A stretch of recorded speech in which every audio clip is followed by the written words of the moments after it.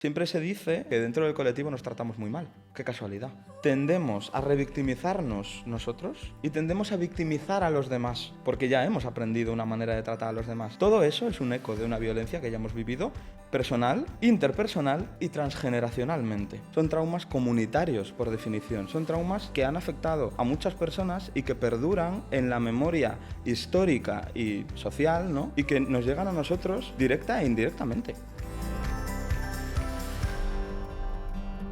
Hola bonitas y bienvenidas un domingo más al podcast de Somos Estupendas. Ayer fue el Día del Orgullo y yo siempre digo, no hace falta que sea el día de, y de hecho no hablamos solo de las cosas cuando es el día de, pero es verdad que cuando es el día de, especialmente, hay que seguir dándole voz, ¿no? a las cosas que nos pasan. Y ayer, aprovechando que fue el Día del Orgullo, hoy estoy acompañada de mi compañero Diego, que él es psicoterapeuta dentro del centro de Madrid, para hablar del trauma del colectivo. Y me apetece mucho grabar este podcast con él, uno, como persona que quiero y admiro profundamente desde lo personal, desde lo profesional también como compañero, como persona que forma parte del colectivo y como psicoterapeuta que acompaña, ¿no?, a personas del colectivo LGBTQ+. Diego, estoy muy contenta de que estés aquí y sé que te apetece mucho que hablemos de este tema. Es que es mi tema, o sea, es cuando me lo propusiste y fue como, sí, por favor, gracias. Obviamente ya estoy ahí, ya estoy ahí. Y Diego, volviendo un poquito como al tema de hoy, ¿no?, que es el trauma del colectivo, a mí me gustaría que pudieras como compartir con nosotras qué entendemos por trauma dentro del contexto del colectivo LGBTQ+. A ver, algo que tenemos que entender siempre que hablamos de trauma, así como concepto general, es que un trauma es, por definición, un suceso estresante, ¿vale?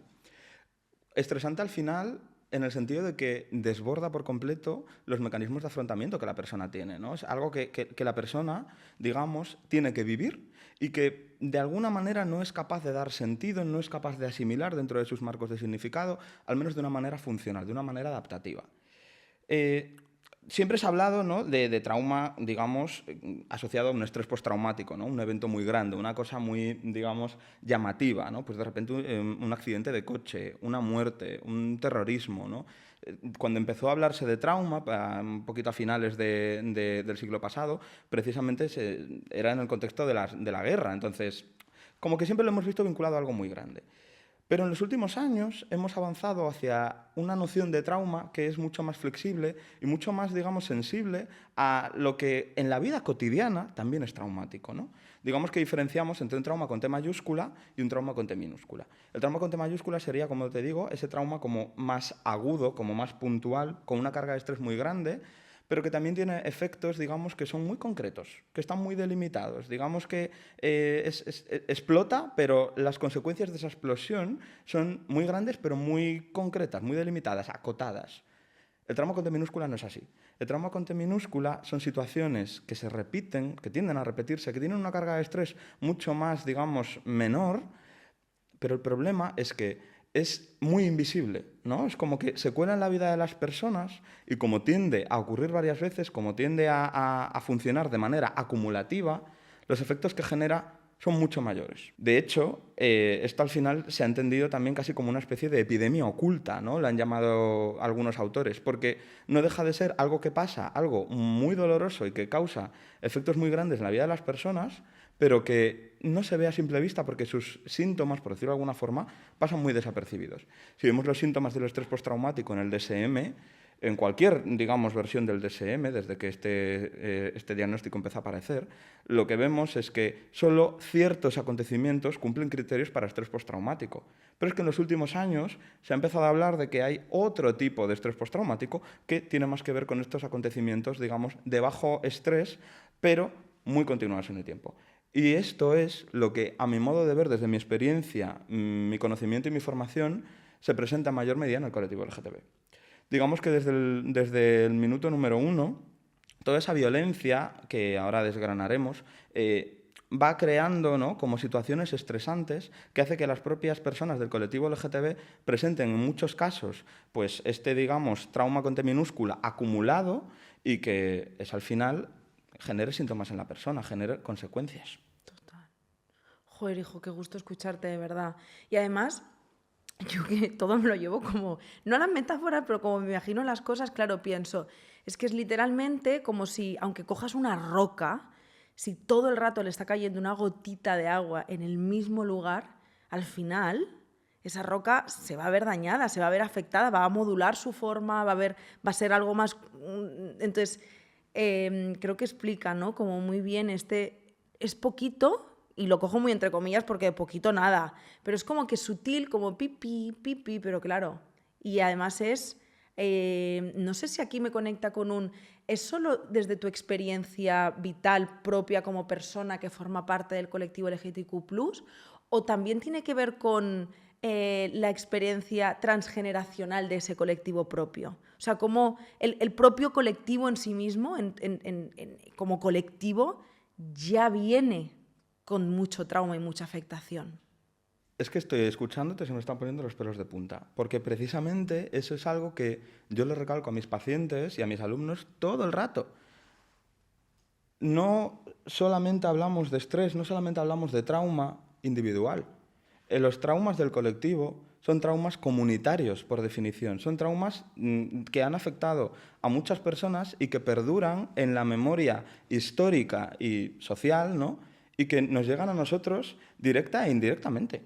La violencia que recibe una persona LGTB no solamente es una violencia directa del día a día, es una violencia que también es institucional, es una violencia que es social y es también una violencia histórica, ¿no? Porque al final, la manera en la que se ha tratado siempre al colectivo LGTB, a las personas del colectivo LGTB, tiene que ver con tratarlos como la otredad, como lo que es no solo distinto, sino defectuoso.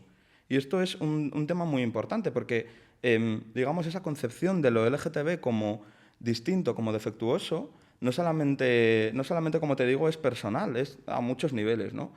Aquí rescato un poco la teoría ecológica de Bronfenbrenner, que él decía, entre otras cosas, que en una persona no solamente influyen los agentes cercanos a esa persona, ¿no? Sus padres, sus amigos. No, realmente hay como muchos sistemas que conforman la ecología de esa persona, políticos, sociales, culturales, de educación, ¿no? Que también intervienen en el desarrollo de esa persona. En el caso de las personas LGTB esto es muy claro, porque en todos esos sistemas hay como mínimo una huella de rechazo, como mínimo. Y digo como mínimo porque luego esa huella de rechazo se puede quedar en algo tan, digamos, banal, que no lo es, pero banal como correcciones, digamos, de la pluma, del amaneramiento, de ciertas maneras de vestir, de ciertas formas de comportarse, o incluso pequeñas microagresiones que tienen que ver con, bueno, pues es mejor que no traigas a tu novia a casa, o es mejor que no te pongas esa ropa tan ajustada, o es mejor que no te pintes las uñas. Se puede quedar ahí, o prefiero que lo hagas cuando no estoy yo aquí. Pero es que también alcanzan agresiones de verdad, pues, palizas, por ejemplo, violencia institucional como que se nieguen a llamar por el nombre real a una persona trans, ¿no? Cuando todavía no ha podido formalizar el cambio registral. Todo eso también constituye violencia y efectivamente tiene mucho que ver con todo lo que ha vivido el colectivo históricamente y que a día de hoy sigue perdurando. Diego, cuando hablamos de colectivo, fíjate cuántas siglas, ¿no? LGBTIQ+. ¿Crees que dentro del propio colectivo hay ciertos privilegios jerárquicos de dolor? O sea, ¿atraviesa igual a todas estas personas que hacen referencia a estas siglas del colectivo o definitivamente no? Definitivamente no. Desde luego, si me preguntas a mí, y yo estoy digamos, en el escalafón alto. O sea, yo estoy en la jerarquía porque soy un hombre cis homosexual. O sea, que somos como la pancarta, ¿no?, del colectivo. Es cierto que siempre hemos sido los que hemos empezado quizás a recibir esa violencia, pero también es verdad que también hemos sido los primeros en recibir ese privilegio. Entonces, la realidad es que no alcanza ni a niveles de visibilidad ni a niveles de violencia por igual a todas las personas, ¿no? Porque evidentemente dentro de la violencia LGTBI-fóbica intersecciona otras realidades, intersecciona el machismo, intersecciona también lo racial, o sea, todo eso está ahí presente, ¿no? Y voy a hilar más fino todavía. Las personas asexuales o arománticas incluso, que también están dentro del colectivo, hasta antes de ayer, literalmente antes de ayer, no solamente no se visibilizaban, sino que además en sectores de la sexología se entendían como quizás una alteración, ¿no? O sea, yo que soy sexólogo y que también, bueno, pues puedo entender y creo firmemente en que hay momentos en la vida de una persona y que hay digamos, condiciones que hagan que la persona tenga bajo deseo, pero yo eso lo entiendo, pero lo separo de una condición de asexualidad porque estamos hablando de algo totalmente distinto. Pero sin embargo, de verdad que hasta antes de ayer, como quien dice, y hay muchas activistas, y hay muchas personas en este país y fuera que han luchado mucho con este tema, tenían que recibir la idea de que no, es que hay algún desequilibrio hormonal, hay algún tipo de trauma, algo pasa, porque no es normal que una persona no sienta atracción hacia nadie, ¿no? Y al final todo esto, ¿no? En cierto modo, nos coloca en una situación de vulnerabilidad, pero no a los mismos niveles. Es decir, esto evidentemente quiero pensar que irá cambiando con los años, ha ido cambiando con los años y es distinto, ¿no? Y yo desde luego puedo hablar de mi realidad y de la realidad quizás que acompaño en consulta. Y habrá muchas que a mí se me escapen porque no soy portavoz de nada. Pero sí que es, por ejemplo, es como muy reseñable, ¿no? Pues, por ejemplo, la sexualización que sufren muchas veces las mujeres lesbianas o bisexuales, ¿no? La doble, digamos, discriminación que sufren las mujeres trans, por ser mujeres y por ser trans. Al final, esa pérdida o esa asunción de privilegios en función de qué letra desempeñes dentro del colectivo es muy claro. Y es que hay que entender una cosa también con esto, y es que la etiqueta, la letra del colectivo, por definición y casi por función, es un lugar político.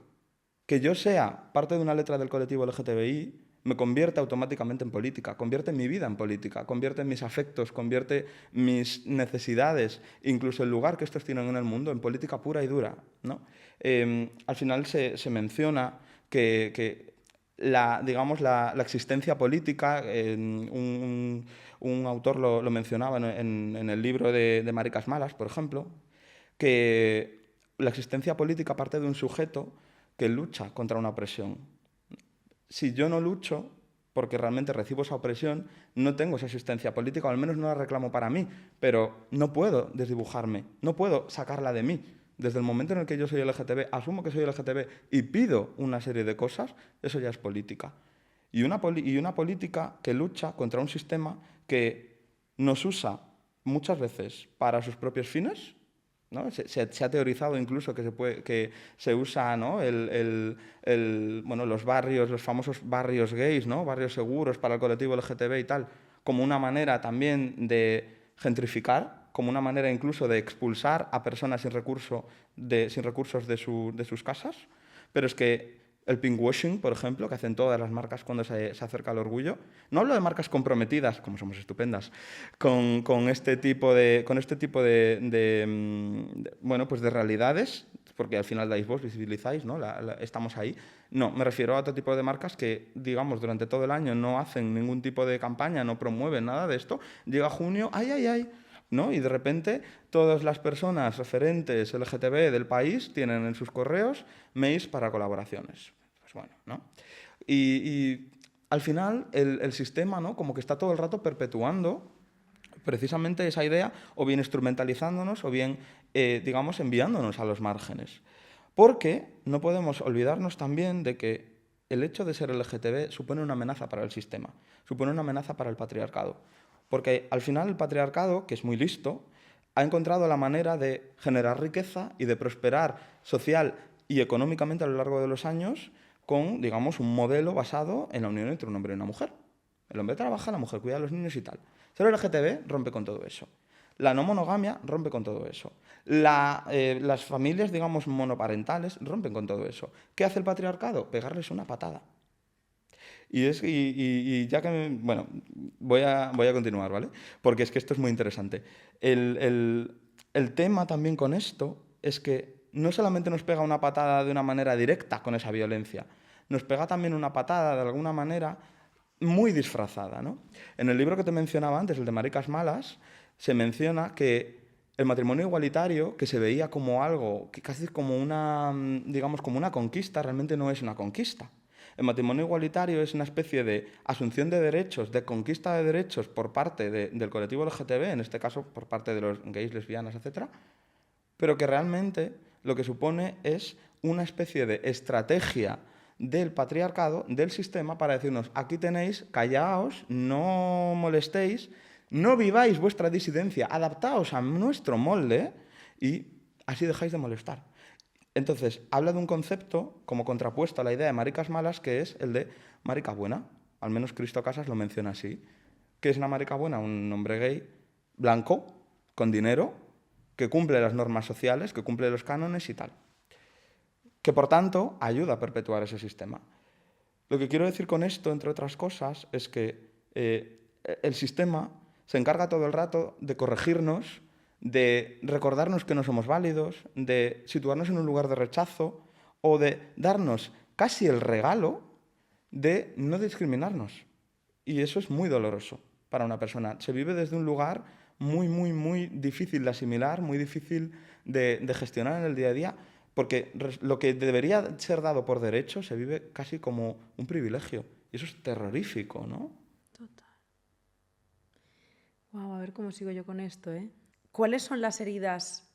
Y entiendo que ahora mismo, cómo coges la inmensidad, ¿no? de algo tan grande y lo reduces a casi una lista. Es muy complejo, ¿no? Pero también como persona que forma parte del colectivo y como psicoterapeuta que acompaña a tantas personas, ¿no? Que forman parte del colectivo LGBTQ+. ¿Cuáles son las heridas más comunes que ves en las personas que forman parte del colectivo?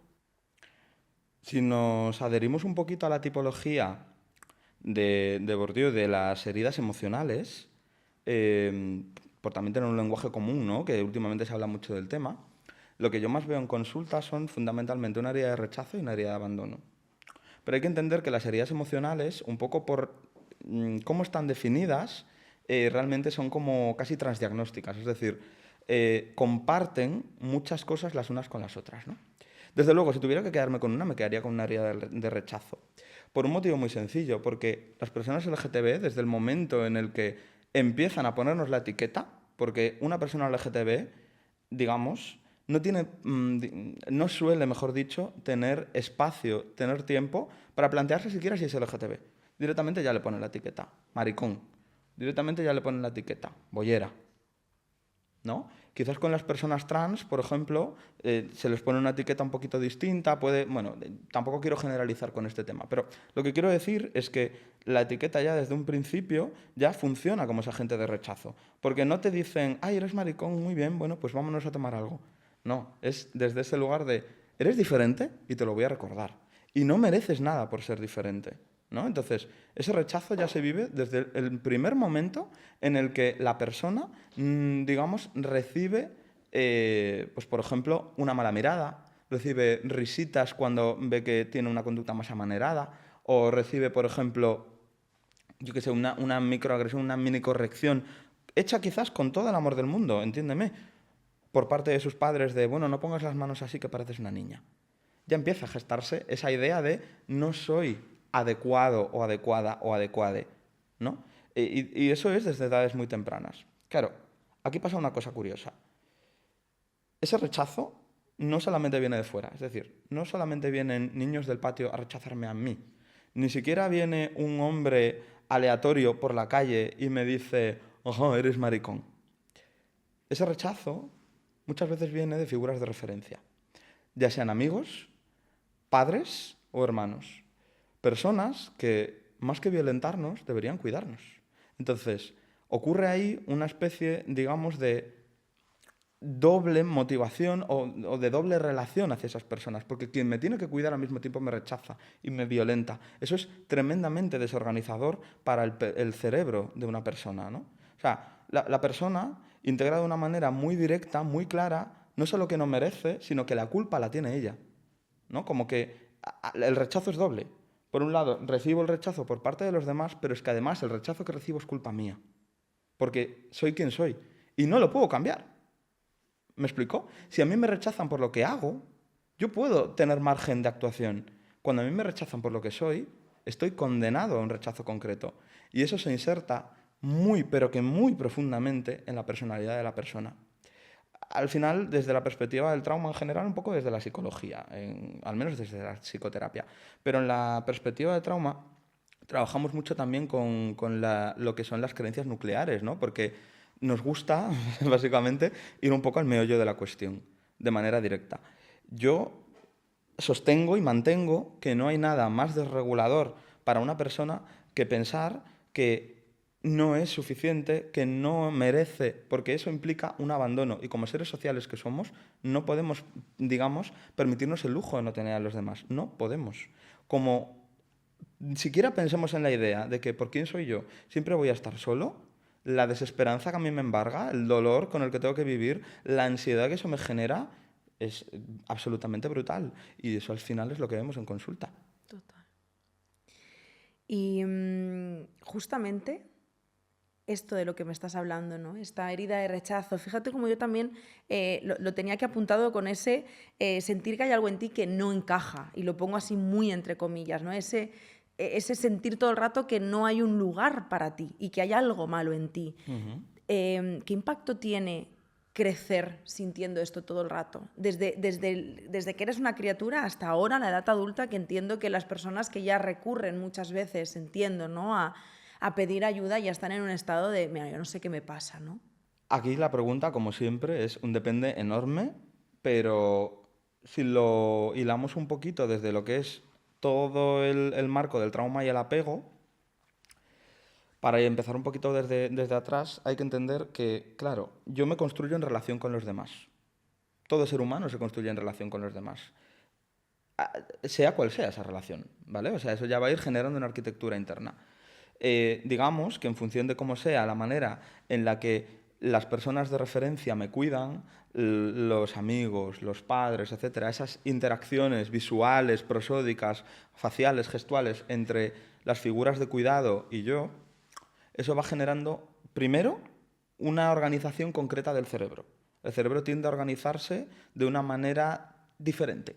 Digamos que lo que tiene que ir bien tiende más a ir bien si hay esa, digamos, comunicación diádica, si hay como esa sintonía, esa base segura, ¿no? con las figuras de referencia. Claro, si eso ocurre, pero si yo desde el principio tengo que ir viendo esas caras de disgusto, cuando mis padres igual me ven disfrazado, me lo invento, de bailarina, o igual ven que me he puesto una toalla y que parece que llevo un vestido, que me he puesto los tacones de mi madre, yo ya empiezo a ver, ¿no?, como esas muestras de rechazo desde muy pequeñito. Eso ya va configurando, porque así funciona el apego, una idea de quién soy yo, de quiénes son los demás y de cómo es el mundo, ¿no? Si a mí me trasladan esa mirada cariñosa, porque a través de los ojos de los demás aprendemos a mirarnos a nosotros, como me dijo una vez Natalia Seijo, desde ese lugar, ¿no?, desde esa mirada cariñosa, yo interiorizaré que soy una persona buena, que soy una persona válida, que soy una persona que merece amor, que merece cariño. También podré interiorizar que los demás son personas que van a estar ahí para mí, que me van a cuidar, que me van a sostener. Incluso interiorizaré una visión mucho más segura del mundo. ¿Qué ocurre si no recibo todo esto? Si lo que recibo es quizás miradas de desaprobación, risitas, rechazo, pues todo lo contrario, interiorizaré la idea de que soy rechazable, de que no merezco la pena, de que los demás no van a estar ahí para mí, que no va a haber cosas buenas para mí en el mundo, que no voy a tener suerte, que la vida se va a acabar en cualquier momento, ¿no? Respecto al apego, ¿cómo se manifiesta esto? Yo veo, por ejemplo, pacientes con mucha ansiedad, con muchas dificultades en las relaciones, con muchos problemas a la hora de regular sus estados internos. Incluso pacientes que no saben lo que quieren porque no han podido conectar con esa seguridad interna porque realmente nunca la han adquirido y tienen que adquirirla después en terapia. Como que desde el apego se explican muchas de las cosas que pasan con el colectivo LGTB. Pero con el trauma también hay una parte de explicación bastante importante que tiene que ver con es precisamente ese trauma de acumulación que hablábamos al principio. El estrés postraumático, un poco por definición y también por, digamos, comprender el trastorno, se basa en tres categorías sintomáticas, ¿vale? Síntomas de evitación, reexperimentación e hiperactivación. Básicamente, sin profundizar mucho en esto, la persona vive la experiencia pasada como si todavía estuviera ocurriendo. Y por eso está en constante alerta, evita aquellos acontecimientos, aquellos eventos, incluso estímulos, lugares, personas que se parezcan al evento traumático original. Y además tiene incluso a veces intrusiones, flashbacks, emociones que vienen de ahí. Bueno, Eso estamos hablando sobre todo del estrés postraumático clásico, del estrés postraumático simple. Pero si hablamos de ese trauma por acumulación, de lo que ya llamamos estrés postraumático complejo, las consecuencias van mucho más allá. No solamente tenemos esos síntomas, que de hecho están mucho más diseminados. Claro, no es lo mismo a que yo reexperimente un evento traumático original, como puede ser un accidente de coche, a que yo reexperimente un evento traumático, eventos traumáticos como el rechazo de mi madre. Va a ser mucho más fácil y mucho menos localizable que yo pueda, digamos, reexperimentar esos eventos traumáticos, ¿no? ¿Cómo puedo reexperimentarlo? Pues igual, ante una crítica, reaccionando como de manera desmesurada. O ante un desacuerdo, haciéndome pequeñito, congelándome. O, por ejemplo, ante una entrevista de trabajo, ante una situación difícil de la vida, sin ser capaz de movilizarme. Cuando vemos los síntomas, digamos, que se han relacionado con el estrés postraumático, yo lo que veo es que hay un solapamiento brutal con los motivos de consulta de las personas LGTB, al menos de los que yo veo. Porque dentro de esos síntomas del trauma complejo podemos ver cosas como dificultades en la regulación de los afectos, somatizaciones, idealización del perpetrador, devaluación del sí mismo, cambios en los sistemas de creencias, problemas también relacionados con la atención, con la percepción, y aquí meteríamos la disociación, por cierto, pero que muy presente también en los casos al menos que yo veo del colectivo. Y hay una cosa muy curiosa también dentro de estos síntomas que tiene que ver con alteraciones en las relaciones interpersonales. Una de las cosas que ocurren en las relaciones interpersonales en casos de trauma complejo es que tendemos a revictimizarnos nosotros y tendemos a victimizar a los demás cuando hay casos de trauma complejo. ¿Me explico? Siempre se dice, al menos yo esto lo veo muchísimo en consulta y la verdad es que en mi propia vida también lo puedo notar, que dentro del colectivo nos tratamos muy mal. Qué casualidad. Porque ya hemos aprendido una manera de tratar a los demás y primero nos revictimizamos nosotros, nosotras y nosotres, en la manera que nos tratamos, pero también victimizamos a los otros. Todo eso es un eco de una violencia que ya hemos vivido personal, interpersonal y transgeneracionalmente, ¿no? Entonces, al final es mi manera de verlo, es mi manera de entenderlo, es mi manera también de explicarlo y de formar a otras personas sobre ello, pero para mí tiene todo el sentido del mundo, ¿no? Total. Y cómo esto también, perdona Diego, pero cómo me doy cuenta de que esto le va súper bien a las personas que no forman parte del colectivo, ¿no? Que como cuando a las mujeres nos dicen, pero si os tratáis mal entre vosotras, ¿no? O sea, yo he escuchado muchas veces, pero si luego los peores son ellos, ¿no? Que entre ellos se tratan mal. ¿Por qué?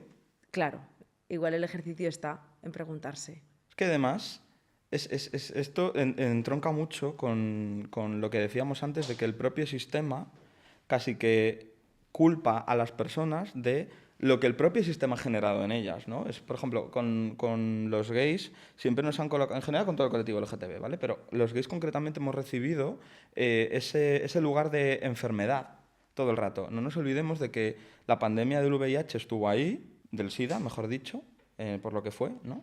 Pero es que el VIH, cuando se descubrió, no sé si te lo he contado alguna vez, pero el VIH cuando se descubrió se llamaba GRID, Gay Related Immunodeficiency. Wow. La inmunodeficiencia relacionada con los homosexuales. Es muy fuerte. O sea, es como... Se llamaba el cáncer gay, por el amor de Dios. O sea, desde un primer momento. ¿Qué ha pasado ahora con la viruela del mono? Hace 2 años. De repente se descubre que está como surgiendo esa cepa de la viruela, que los casos están aumentando, y se dice de manera pública, por favor, que los hombres homosexuales se abstengan de tener relaciones con muchas personas. Pero qué barbaridad es esta. ¿Cuándo ha ocurrido esto con otro colectivo? ¿No? O sea, es como... No tiene ningún tipo de sentido. Bueno, sí lo tiene. Que es que el propio sistema tiende a usar sus propias herramientas para mantener una discriminación porque al sistema, y no nos olvidemos, le interesa mantenernos discriminados. Al sistema le interesa que estemos en los márgenes, que estemos en la otredad. Alguien que escuche esto podría decir, bueno, es que los casos son mayores en personas homosexuales. O sea, ok, pero esa señalización, ¿no? Ese señalamiento concreto hacia las personas, ¿qué necesidad?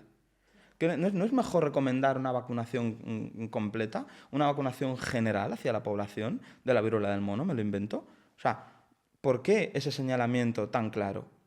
Porque al final esa estrategia digamos, de discriminación, casi como de subyugar a la persona, ¿no? A un lugar de otra edad, a un lugar de control, funciona de maravilla.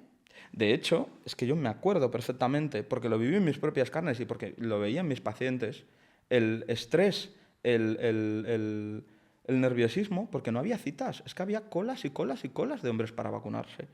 Y yo recuerdo meterme todos los días a las 12 de la noche para ver si conseguía una cita. Y lo pienso y digo, jolín, es que ni siquiera me lo planteaba porque era como, es que lo tengo que hacer porque si no me voy a contagiar. Ahí tenemos esa huella. Esa huella que tiene que ver con la enfermedad. ¿Me explico? Y bueno, esto es aplicable también a otro tipo de cosas. Es aplicable, por ejemplo, a esa presión por entrar dentro de los cánones para las personas trans. Que al final, desde luego, la gente no se plantea que una persona trans pueda no reasignarse. Automáticamente asumimos que cuando una persona, ¿no? Por ejemplo, un hombre trans automáticamente tiene que hacerse una mastectomía. O que tiene, ¿no? que tomar testosterona, sales de barba, etc. Jolín, ¿alguien se ha planteado que una persona trans es mucho más que su cuerpo? ¿Qué ocurre? Que el cuerpo es un mecanismo de control. El cuerpo es un mecanismo que usa el patriarcado para ponernos ahí, o al menos así se ha teorizado. Y yo entiendo que esto también puede estar un poco en el terreno de la opinión, pero es que me parece importante como menos señalarlo, ¿no? Porque yo cuando, por ejemplo, viene una persona trans a mi consulta, lo que yo le digo es, ¿hasta dónde quieres llegar tú? ¿Qué necesitas? Porque no es lo mismo que a ti algo te genere muchísima disforia, que no puedas vivir con ello, como quien dice, a que por presión social, por entrar en un molde, automáticamente ya quieras, digamos, hormonarte. Es que igual hormonarte no es lo que tú quieres, corazón. Diego, con todo esto que hemos visto, que no es ni muchísimo menos poco, para todas las personas que nos puedan estar escuchando, yo creo que hay como dos personas, muchas, ¿no? Pero me vienen como a la mente dos personas que puedan estar escuchando este podcast y pueden ser personas que están al lado, ¿no? De personas que forman parte del colectivo LGBTQ+, o personas que forman parte del colectivo LGBTQ+. Pero yo estoy como pensando mucho en aquellas personas que están escuchando este podcast y que hayan podido sentir cierto, como cuando algo te resuena, ¿no? Cuando algo está hablando de ti. Y entiendo que dentro de esto también habrá personas que lo vean desde una manera de puro reconocimiento de me veo y me reconozco aquí, y personas que incluso ahora mismo también están ahí con esas resistencias propias también de sus defensas, ¿no? Porque conectar con esto duele demasiado, ¿no? ¿Qué le dirías a las personas que puedan sentirse reflejadas y que ahora están escuchando este podcast? Como personas LGTB, ¿quieres decir? Sí. Lo primero, lo primerísimo, que no están solas. Hay mucha gente así. Mucha gente que tiene que vivir con la carga del estigma, que tiene que vivir con la carga del rechazo, que tiene que vivir con, digamos, vivencias que no solo no han elegido, sino que además les han afectado profundamente, que no es su culpa. Por Dios, no es vuestra culpa. De verdad, no hay nada de malo en nosotros, en nosotras y nosotres. No hay nada de malo en una persona LGTB. Absolutamente nada. No solo lo digo yo, lo dice la ciencia, desde hace ya muchos años, de hecho. Lo que está mal es un entorno, una sociedad, un sistema que nos violenta de manera sistemática, que nos coloca en un lugar de enfermedad, en un lugar de no pertenecer, en un lugar defectuoso. Pero no estamos hablando de que esto sea un problema nuestro. Al final, el abanico de los seres humanos es muy amplio y no solamente hay cabida para todos, sino que lo normativo es una ilusión enorme. No hay nada normal, sencillamente hay cosas que están en un lugar o que están en otro lugar, pero nada necesariamente es malo, nada necesariamente no pertenece. Que hay espacios para ellas, para ellos, para ellas, que en la comunidad siempre vamos a encontrar un lugar, ¿no?, en el que poder reconocernos, en el que poder visibilizarnos, que todo esto se puede trabajar, que todo este miedo, que toda esta ansiedad, que todos estos, digamos, dolores de la vida diaria, del pasado y los que vendrán, son trabajables, y que también tenemos que entender que tenemos que tratarnos con compasión con esto, ¿no? Es como, claro que nos cuesta tomar decisiones, claro que nos cuesta modular nuestros afectos, claro que a veces pues tendemos, por ejemplo, a, pues yo qué sé, consumir drogas, tener sexo compulsivo, regular de una manera más disfuncional. Claro que a veces pensamos que nadie nos va a querer. Joder, es que nada de eso es culpa nuestra. Es que no solo no lo hemos elegido, sino que las víctimas aquí somos nosotras. Por mucho que la sociedad se empeñe en imponernos sus criterios de rectitud. Una cosa es una prosocialidad, es un comportamiento prosocial, y otra muy distinta es que tenga que haber un molde. Que tenga que haber un molde basado única y exclusivamente en una noción cis-heterosexual. Eso es una mierda con mayúsculas. Y una mentira. No tenemos que estar ahí. Y que no están solas, básicamente. Ya sean asociaciones, ya sea en servicios de psicoterapia, ya sea en foros de internet, ya sea en el apoyo de familiares, amigos. Los vínculos son fundamentales, son cruciales, que los busquen, que no se conformen con cualquier cosa. No todos los vínculos valen. Y sobre todo, que trabajen cada día en tratarse mejor a ellos y a los demás. Porque esta herida tiene que acabarse en algún momento. Y el foco del cambio, por mucha rabia que me dé, porque no tendría que ser así, está en nosotros. Total. Jo, Diego, muchísimas gracias de corazón. Siempre es un gusto escucharte y un honor compartir espacio contigo, de verdad. Creo que también es importante y agradezco profundamente, ¿no?, que existáis compañeras que trabajáis desde esta mirada, ¿no? Porque desde donde también entendemos nosotras, ¿no?, la psicología, pienso, no podemos eliminar a la persona de su contexto, ¿no? Y aunque el motivo de consulta aparente cuando eres una persona que forma parte del colectivo LGBTQ+, pueda no ser algo relacionado con el hecho de formar parte del colectivo LGBTQ+, no podemos fraccionarnos, no podemos separarnos de esta realidad, ¿no? Y desde ahí yo me pregunto, y también es una invitación también para aquellas personas que nos escuchan desde ¿dónde eliges que te acompañen? Y para las personas, compañeras de profesión, cómo nos estamos formando también para acompañar personas, ¿no? Si una persona forma parte del colectivo LGBTQ+, para mí el único camino es desde esa mirada. Es que si no tenemos formación, información en lo que implica acompañar a una persona del colectivo, es que hay cosas que no estamos haciendo bien, ¿no? Y por eso es tan importante, al igual cuando eres mujer, ¿no?, que trabajes desde una perspectiva de género, buscar psicoterapeutas que trabajen desde ahí, pues lo mismo ocurre con el colectivo. Así que gracias una vez más por hacer además el centro de Madrid un lugar mucho más seguro. De verdad me enorgullece mucho porque pienso, hace falta.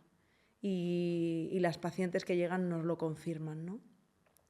Y a vosotras quiero daros las gracias una semana más por estar aquí. Espero de corazón que este podcast, de la manera que sea, te haya ayudado, ¿no?, a sentirte